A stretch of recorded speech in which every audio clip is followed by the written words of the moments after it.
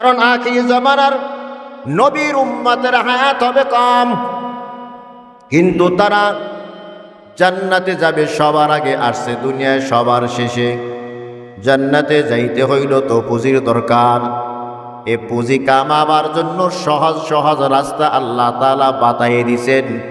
এর ভিতরে একটা হলো লাইলাতুল কদর, যে এক রাতের ভিতরে ইবাদত করা হইলে আল্লাহ তাআলা হাজার রাতের চেয়েও বেশি রাতের ইবাদতের সওয়াব আমলনামায় দান করবেন।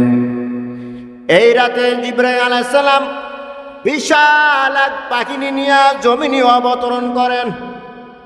وقال النبي صلى الله عليه وسلم إذا كان ليلة القدر نزل جبرائيل في كبكبة من الملائكة يصلون على كل عبد قائم أو قاعد يذكر الله عز وجل। নবীজি বলেন, লাইলাতুল কদর যখন হয়, জিবরাইল আলাইহিস সালাম বিশাল এক বাহিনী নিয়ে জমিনে অবতরণ করেন। যেখানে মানুষ দাঁড়িয়ে আল্লাহর ইবাদত করে, বসে ইবাদত করে, জলে স্থলে যে অবস্থা আছে, প্রত্যেক ইবাদত গুজারের পাশে বসে যায়, প্রত্যেক দোয়াকারীর পাশে বসে যায়। দোয়াকারী দোয়া করতেছে আর ফেরেশতা পাশে বৈশা বৈশা আমিন আমিন বলতেছে। আমাদের দোয়ার সাথে আমিন কে বলে? আমার আমিন দামি নাকি ফেরেশতার আমিন দামি? ফেরেশতার আমিন দামি। ওই দামি ফেরেশতা আমার দোয়ার পাশে বৈশা বৈশা আমিন আমিন বলতেছে। দোয়া করা এটাও একটা ইবাদত। আল্লাহ রসুল বলেন, আসমানের সব ফেরেশতারা জমিনে নেমে আসে, সব মানুষের পাশে পাশে গিয়া বসে, সালাম করে, মুসাফাহা করে। সুবহানাল্লাহ কোন কই সালামের আওয়াজ তো শুনি নাই, মুসাফা তো কোনোদিন দেখি নাই। হ্যাঁ, মুসাফা করে কেমনি বুঝবা? তুমি নামাজে দাঁড়িয়ে আছো, নামাজ পড়তে পড়তে তোমার এমন একটা হালাত আইসা গেছে, নামাজ শুধু পড়তেই মনে চায়। জিকির করতেছো, জিকির করতে করতে এমন একটা হালাত আইসা গেছে, চোখ থেকে টপ টপ করে পানি ঝরতেছে। কি জন্য কাঁদো নিজেও জানো না, কিন্তু জিকির করতে মজা পাও। কোরআন তেলাওয়াত করতেছো, এমন একটা হালাত আইসা গেছে, কোরআন তেলাওয়াত করতে তোমার মজা লাগতেছে। অন্যান্য সময় তেলাওয়াত করতে তোমার কষ্ট হয়, এই সময় তেলাওয়াত করতে কষ্ট হয় না, বরং মজা পাইতেছো। তখন বুঝবা রহমতের ফেরেশতা তোমার কাছে আইসা গেছে। তানাজ্জালুল মালাইকাতু ওয়ার রূহু ফীহা বিইذনি রাব্বিহিম মিন কুল্লি আমরিন সালাম হিয়া হাত্তা মাতলাইল ফাজর। নবীজি আরো বলেন, ইদা কানা লাইলাতুল কদর মান কামা লাইলাতুল কদরি ঈমানান ওয়া ইহতিসাবান গুফিরা লাহু মা তাকদ্দামা মিন যামবিহি। লাইলাতুল কদরে যে ব্যক্তি ইবাদতে কাটায়, আল্লাহ তাআলা তার অতীতের সব গুনাহ মাফ করিয়া দেয়। তাহলে এ রাতে কি করতে হবে? ইবাদত। ইবাদত কি? কতক্ষণ নফল নামাজে দাঁড়িয়ে যান, কতক্ষণ জিকিরের ভিতরে বৈশা যান, কতক্ষণ ইস্তেগফারের ভিতরে বৈশা যান, কতক্ষণ তেলাওয়াতে বৈশা যান, কতক্ষণ তাসবিহ পড়তে থাকেন, আবার কতক্ষণ মালিকের দরবারে হাত তুলিয়া অতীতের গুনাহের কথা স্মরণ করিয়া চোখের পানি ছেড়ে দিয়া কাঁদেন, নিজের গুনাহ মাগফিরাতের জন্য কাঁদেন, মা বাবা আত্মীয় স্বজন তামাম পৃথিবীর সমস্ত মুসলমানদের গুনাহের কথা স্মরণ করিয়া তাদের গুনাহের মাগফিরাত কামনা করিয়া আল্লাহর দরবারে কাঁদেন। এভাবে কাঁদা এটাও একটা ইবাদত। দোয়া করা এটা ইবাদত, জিকির করা এটাও ইবাদত, নফল নামাজে দাঁড়িয়ে যাওয়া এটাও ইবাদত, আর ইস্তিগফার পড়া এটাও ইবাদত। সারা রাত এই ইবাদতের ভিতরে যদি কাটাইতে পারি, তাহলে আল্লাহ রসুল বলেন অতীতের সব গুনাহ মাফ হয়ে যাবে। ফেরেশতারা শান্তির দোয়া করতে থাকে, সালামুন হিয়া হাত্তা মাতলাইল ফাজর।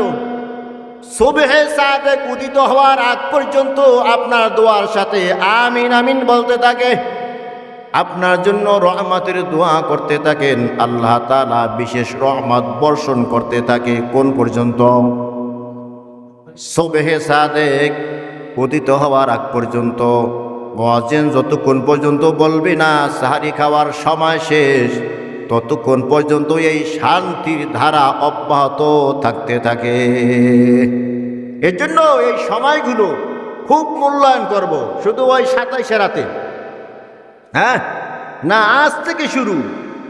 আজকে সূর্য ডোবার সাথে সাথে 21 রোজা শুরু হয়ে যাবে।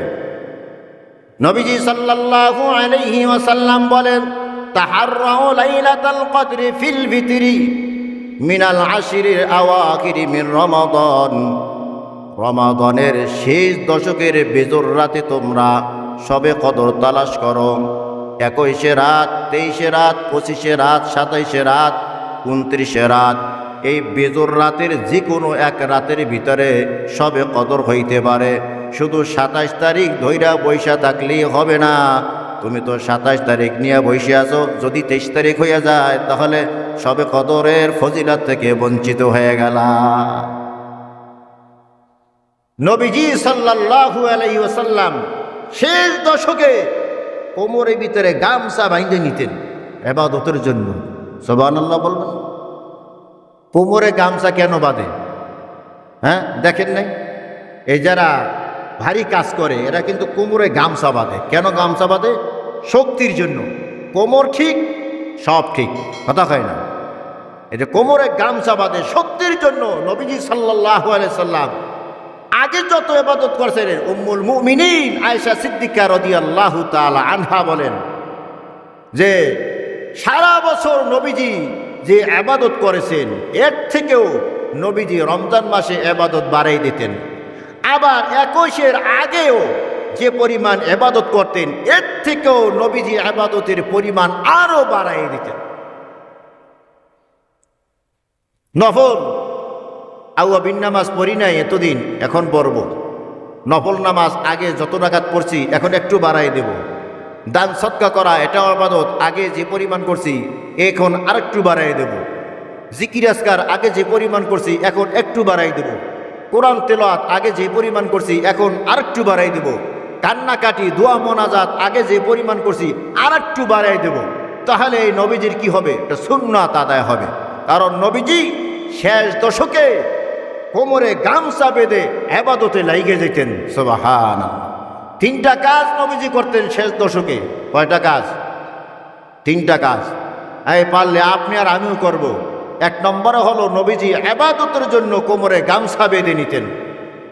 2 নম্বরে হলো নবীজি ইবাদতের জন্য সারা রাত ঘুমাইতেন না, রাত জাগতেন। সারা রাত ঘুমাইতেন না, ইবাদতের জন্য কতটা পাগল ছিলেন এই শেষ দশক। আর 3 নম্বরে হলো নবীজি সাল্লাল্লাহু আলাইহি সাল্লাম বিবি, স্ত্রী, ছেলে মেয়ে প্রত্যেককে জাগাই দিতেন, জাগো, রমজান কিন্তু শেষ হইয়া যাইতেছে, আগামী বছর রোজা পাইবা কোনো গ্যারান্টি নাই। বিবিকে জাগাই দিবেন, ছেলে মেয়েকে জাগাই দিবেন, ওঠ, বহু ঘুমাইতে পারবি, কিন্তু আগামী বছর এই রমজান নাও পাইতে পারো, গ্যারান্টি আছে? নাই। উঠাইয়া দেবেন, এটা নবীর সুন্নাত। বিবিকে জাগাই দেবেন, অলসতা করে না, ওঠো, নামাজ নাই, জিকির করো। সুন্নাতটা পালন করতে পারবো না ইনশাআল্লাহ। স্ত্রী, ছেলে মেয়ে, মা বাবা সবাইকে জাগাই দেবেন। নবীজি পরিবারের সবাইকে জাগাইতেন। নবী তো মা বাবা ছিল না, আপনার আমার মা বাবা আছে না? তো আপনি আমি আমার মা বাবাকে জাগাই দেব, আমার স্ত্রী, ছেলে মেয়ে সবাইকে জাগাই দেব। উঠে যাও, ইবাদতে লাগো, ওযু করো, তাহাজ্জুদে দাঁড়াও, কিছুক্ষণ জিকির করো, কিছুক্ষণ কান্নাকাটি করো, দোয়া মোনাজাত করো, ইবাদতে লাগাইয়া দেওয়া। কয়টা কাজ নবীজি শেষ দশকে বেশি করতেন? 3টা কাজ। 1 নম্বরে ইবাদত বেশি করার জন্য কোমরে গামছা বেঁধে নিতেন। আর 2 নম্বর সারা রাত জাগতেন। আর 3 নম্বর হলো নবীজি তার পরিবারের সবাইকে ইবাদতের জন্য জাগাই দিতেন। এ কাজগুলো আপনি আমি করতে পারলে তারাও সফল কাম হবে, আমিও হব, আবার নবীজির একটা সুন্নতের উপর আমল হবে। পারবো না ইনশাআল্লাহ?